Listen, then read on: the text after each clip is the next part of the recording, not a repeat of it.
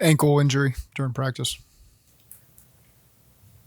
Are you confident or hopeful that it can be just the 4 weeks? Very hopeful. There was conversation of how it would play out over the next 4 weeks, and ultimately thought it was the best thing to make sure it fully heals and he's not rushed back from it. But it's always impossible to predict, obviously, when it's that kind of time frame. But optimistic that we'll have a chance to get him back for the regular season. What have you seen from Cheeto the last 2 weeks with the increased role? Is he back to where he was before the Cleveland? Yeah, you just see so much confidence and seeing concepts and understanding the scheme of the defense and the communication aspect of things. I mean, those are all things he's tremendous at, and he just continues to improve physically to my eye. It really is amazing that he came back to play so quickly as a DB off of an ACL. And so continue to see really good things from Cheeto and always have the utmost confidence in him getting out there and helping us. And again, they threw some balls downfield against him, and he was right there in position every step with some of the fastest. That's one of the fastest receiving groups in the league, and I thought he was step for step with those guys. Jack, there was a little extra emotion from you coming off the field in Jacksonville after that big win for the team, obviously, but is part of that fire kind of reminding the fans, hey, stick with us? No, I think it was just I was happy for our guys, to give what they've given us every day in practice, every day in the meetings, the attention. And so just really happy for them. I was, there was appreciation for the fans that were down there. I thought it was a strong – I felt that in Arizona. I felt that in San Francisco. We've had fans that have really supported us, and we like to reward them with good games. It feels like some of the well-traveled games, we've had good performances for them. And so an appreciation for them and truly being genuinely happy that they were all down there. You see some familiar faces from some fans that we see here in our own stadium, and others that maybe live down there or travel down there from afar. But also just happy for our players that they got to feel that winning feeling again after all the work that they put in that we've asked them to do. Felt most excited for those guys. And to follow up on that, you've been saying you can change the narrative in 1 week, one game, you lose 3 straight, you win that game in prime time. Do you feel like that a game like Monday night does change the narrative?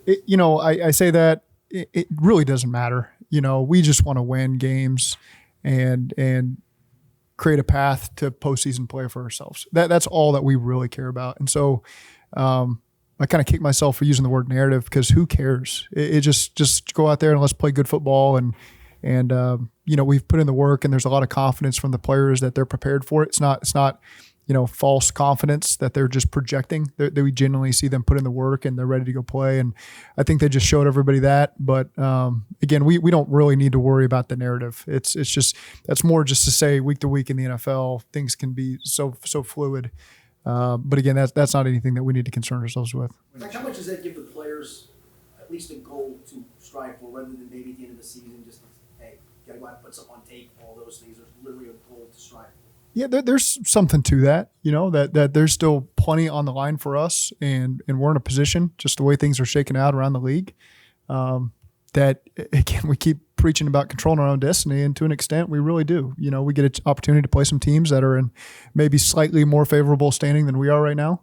But again, that's part of controlling it. You go out there and play good football against Indy, and you put yourself right in the race, and you knock them down a peg, and then you've got that tiebreaker over a team, that's in a very similar position. So it's good that we got that win, put ourselves in a good position going into this week, and now full focus on Indy, short week, 6-day week for us, and we got to continue to just stack what we did last week. You obviously knew Browning played well.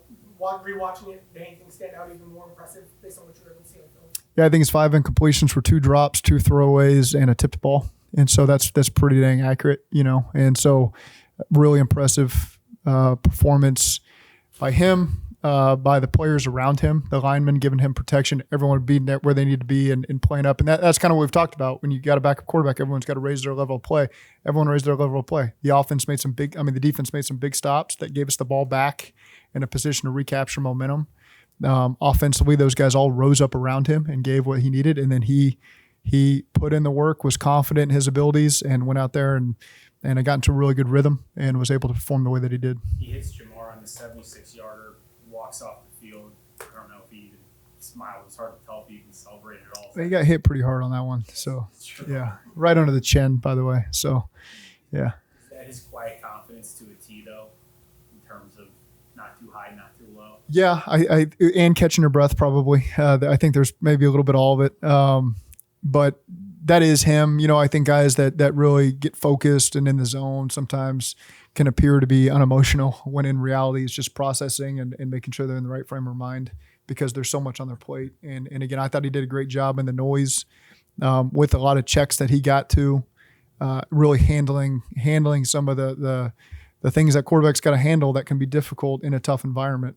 And I thought he did a really nice job communicating and putting us in a really good position to be successful. Zach, you were able to use him on some bootlegs the other night with success. Can that be a strength of his, and what makes a quarterback good in bootlegs? Yeah, it's definitely a strength of his. You know, I think that's something he's done over the course of his career. And some weeks a defense it can give you those opportunities, and some weeks they don't. You know, it's just kind of the structure of how they play and how we can formate things. And so we're always trying to do that. Obviously, we were limited with that a lot of points this year with Joe just because of his calf. And those are always things that we've had in our system and we'll employ when it makes sense. When Chase puts on film and does what he did Monday night, Chase Brown, when he does that, how much more confidence does that give you to play call for him? I think we've had confidence in him. You know, his opportunities were coming. You know, he being a rookie, coming in the earlier part of the season, you know, getting a role in special teams that way, then he was starting to earn more opportunities than he got hurt. So there's been a confidence there from us and the team to get him involved, and he maximizes opportunities. It wasn't perfect, trust me. There's things I'm sure he's kicking himself about, but I think he'll continue to just improve week to week, and it was good. I think there's something to, you know, being able to give another back some carries and creating a different look for the defense, and I thought Mixon did a great job with his carries as well. Early in the season, how much of not using him was a rookie finding his feet and earning trust, and how much was you guys, your offense was compromised with what Joe was, and you just don't want to add another variable? It's a little bit of everything. You know, I can't give you the perfect reason why. It's just as the season goes, sometimes you kind of evolve as an offense. You're doing different people different ways, and I think for all the rookies, we've started involving them more as the season has gone on. Ryan was just raving about Drew Sample. At what point are you like, you know what, let's put the tight end in the backfield and have him be the pass protecting end? How does a new idea like that become such a big part of what you do? Yeah, that stems from really the offseason, always having a comfort. That was why it was important to one of the many important reasons to get Drew back was because of our confidence in him and his toughness, his mental awareness to be able to help in so many phases. Special teams, he's done great on special teams. He's done great on offense.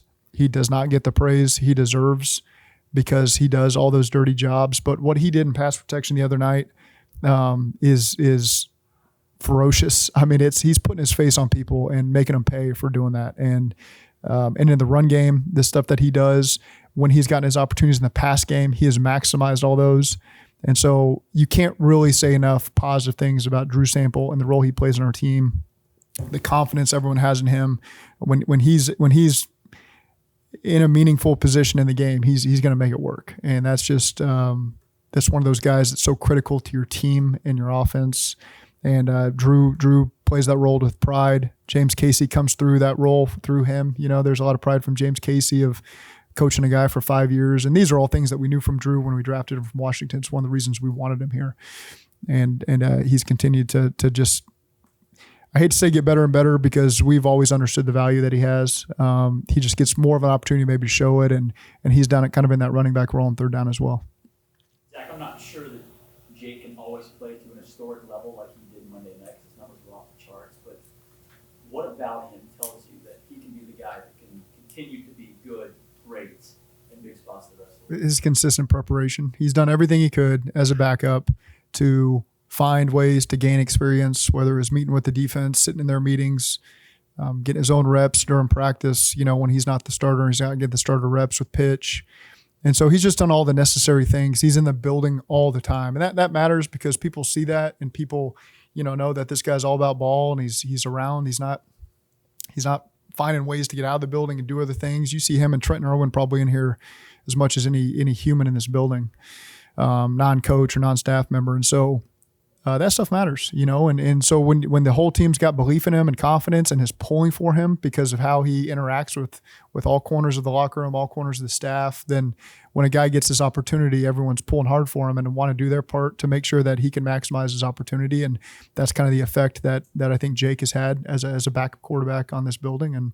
And that's why everyone does their part to make sure that he can help this team have success. And then to do it, I mean, to roll out to his right in the game, and he's on the move, he's throwing over a linebacker, reaching as high as he can in the air, and floating perfectly with that touch. I mean, to be in all the meetings, to show up early, to be a guy who's engaged, but then to go out and do it, what does it say about him? That he's prepared. And again, it's not a false him saying, yeah, I've done the work, I'm ready. It's actually people seeing him do that work. And he's probably done it, behind closed doors when people can't see it, but there's been plenty of consistent time over 3 years where it's not easy to continue to show up in those defensive meetings every single week like he has. It might be good to do it once or twice and okay, I'm good with that. I've done that. I've checked that box. He's consistent in what he does every single week for 3 years now that he's been in this building. I'm sure he's done it in Minnesota. I had people text me that had been in Minnesota with him, pulling for him, coaches on that staff, players on that team. And so that's the effect that he's had long-term over a lot of people that he's been around. And there's a lot of people pulling for him. Ryan was talking about his self-awareness and he goes through a week saying what he likes and what he doesn't like. Jake, you're talking about? Jake, Yeah. What was that process like last week as he kind of had his first start and then you kind of got feedback from him as you got ready for this game Monday night? Yeah, we go through calls I like, we go through calls he likes. And I can think of what day did we play? Monday morning.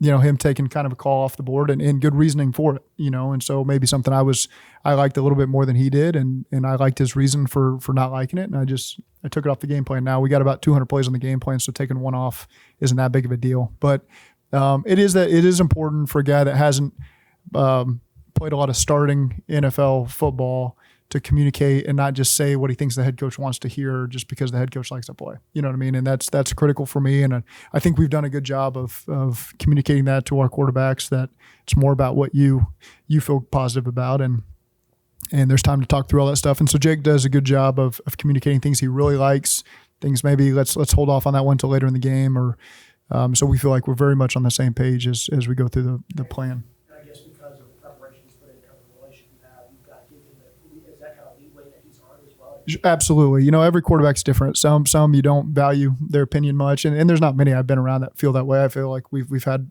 guys here and elsewhere that have always put in the work, but you do have to earn that right. And he has earned that right to be able to communicate that way. And so we put a lot of value in what he says. What stands out about Gardner Minshew? Just got a playmaking ability. I think he does. He raises the level of play of those around him. There's a guy that's out there playing quarterback that teams believe in. He's had this impact on several teams now, and so you can feel that on the tape that he can extend plays. He can play in rhythm. The guys around him believe in him. You can see all that. Is there toughness about him? A game on the road last week at Tennessee. Mm-hmm. They're behind in overtime. He leads them down one big play. Yeah. Leads them down the field and win in overtime. Is there something about the way he plays, the way he comports himself on film? Well, I think he's calm. I haven't been around him, so I don't know him, but there appears to be a confidence about him that again rubs off on other people. And so in big moments like that, he's able to go make those plays. And again, without having interacted with him and knowing him, I'm always hesitant to talk about all that kind of stuff, but you can see that there's a confidence for the teams he's been on. They always speak very highly of him, and so that's something we're aware of. Why is the screen game fit you guys so well lately? Well, we're doing our best to complement other things that we do, whether that's seen or not. We're trying to do our best to take the pressure off other schemes by trying to fit it all together. Sometimes it works, sometimes it doesn't. And I think that the attention to detail has been really good by the guys up front. The attention to detail has been really good by the backs. We've gotten production from the receivers. Sometimes it's not home runs necessarily, but it's good, efficient gains that keeps on track and take the pressure off of other things. And so, it's something we've always spent time and effort on and tried to detail as best we can. Is there something that has been specifically better during this stretch that has given you the confidence? I mean, obviously, you get a big game, you're going to be more willing to do it again, but Yeah. you leaned heavier on it now that Yeah, I mean, we've done all types of screens, so it's not like it's one particular family. It's been a little bit of everything, and sometimes screens are a little bit of luck, And Mixon's big screen, to the right backed up was a little bit of luck. We got into a good check. It was the right check versus the look. You don't know how they're going to play it out. They dropped the wrong side that we really wanted, and it just worked out. They had a dropping defensive end that got himself out of position, and everyone just kind of fit up there, and so. Sometimes, you watch teams that maybe have a great screen idea, a great screen look, and it doesn't work out for them. So there's a little bit of luck that's involved sometimes. But again, I think when you prepare the right way and your guys understand the intent, then the luck tends to go in your favor more times than not. But our guys and our coaches have taken a lot of pride in that and trying to make sure that's a useful part of our offense. That was Jake checking into that screen. And he was right to do it. They present a lot of different looks off that Abby 8-up look, and that's what he got us to, and it was good shape.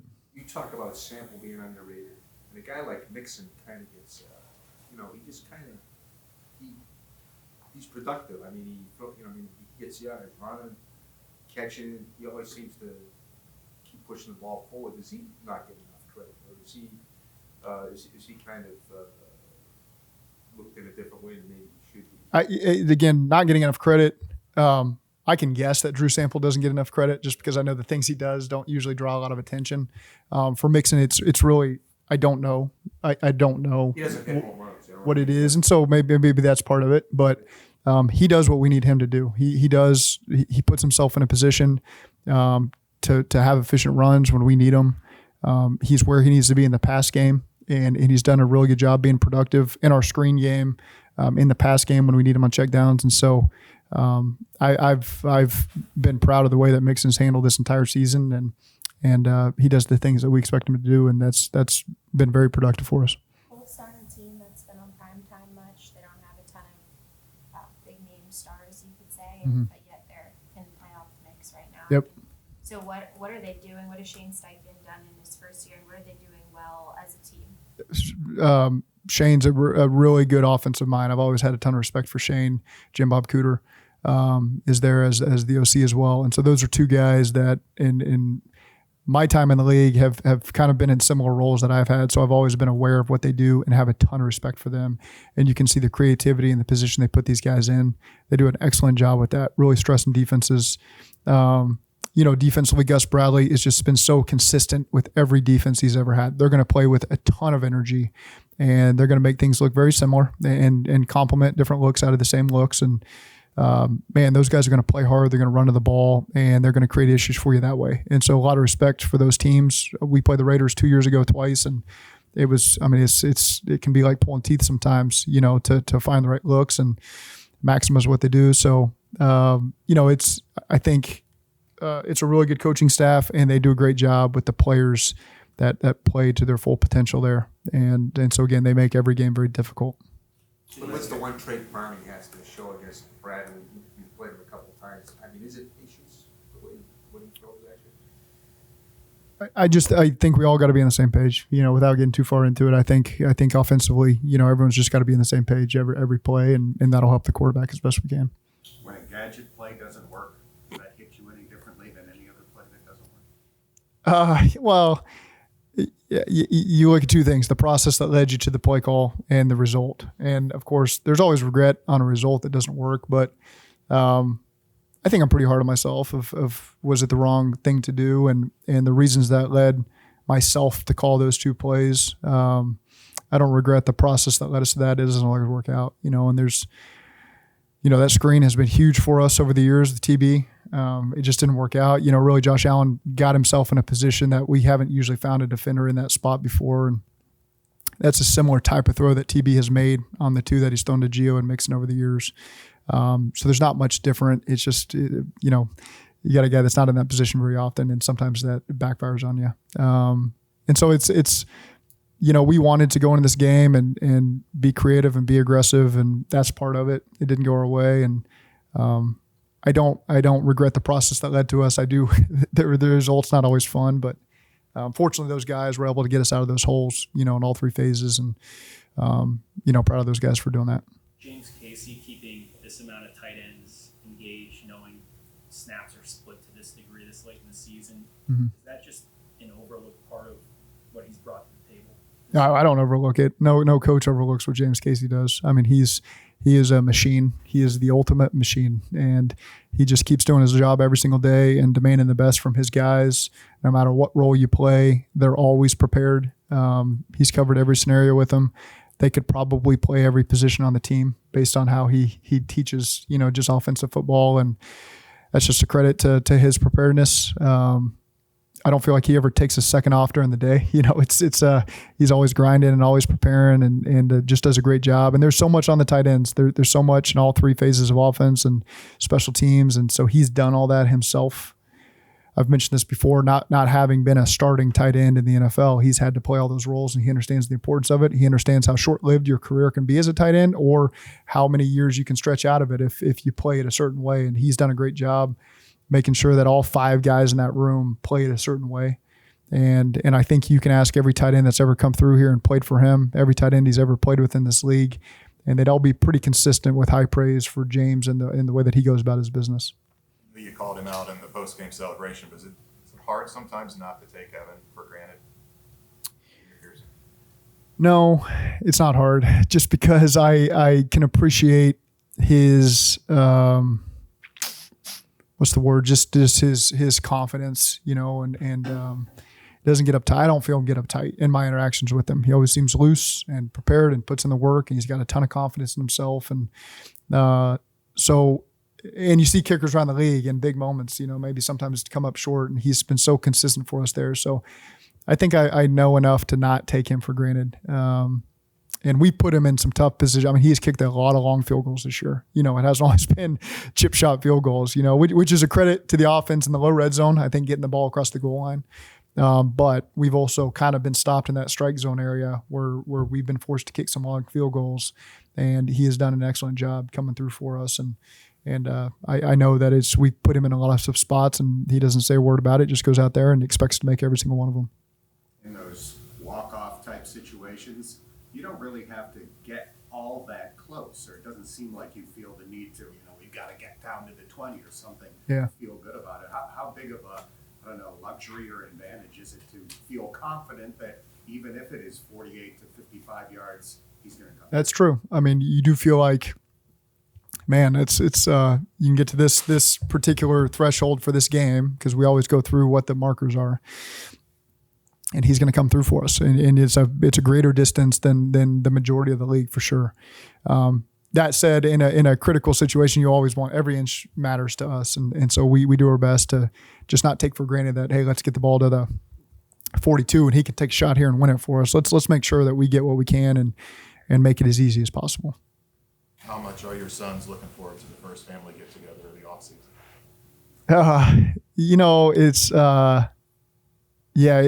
It's funny. When I got home last night, my daughter woke up when she heard me come in, and she was excited that we had won the game. She's 7. That was the first person I heard from, and I think my sons were equally. My son Luke told me he fell asleep during the game and woke up and had to ask Siri on his little Alexa, I guess, not Siri. And Alexa told him that it was 34-31 Bengals.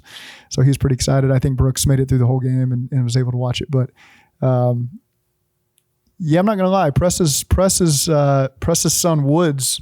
I don't know how old Woods is. 2. Talking a little trash before the game. Talking a little trash, like the game had already been played out.